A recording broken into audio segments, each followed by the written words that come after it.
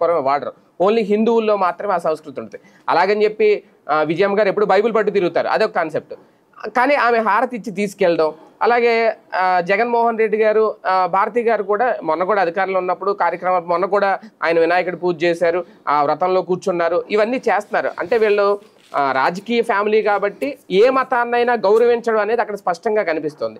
కానీ ఇదే ఫ్యామిలీ నుంచి వచ్చిన షర్మిల క్వైట్ ఆపోజిట్గా కంప్లీట్గా అసలు గుడ్లు ఎందుకు అని అంటే ఈమె వ్యక్తిగతంగా మత రాజకీయాలు సృష్టించి కాంగ్రెస్కి లాభం చేకూర్చిపెట్టే విధంగా ఆమె మాటలు ఉన్నాయా?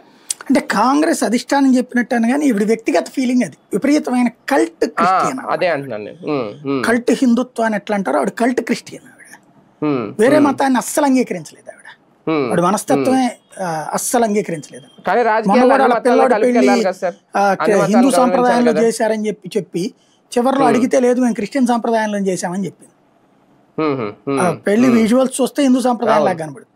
ఇంకోటి మన రాష్ట్రంలో మన దేశంలో విచిత్రం ఏంటంటే మన దేశంలో ప్రజల్ని మత మార్పిడి చేశారు, కానీ క్రైస్తవం హిందుత్వం వైపు టర్న్ అయిపోయింది. అంటే మతమే హిందుత్వం వైపు టర్న్ అయిపోయింది.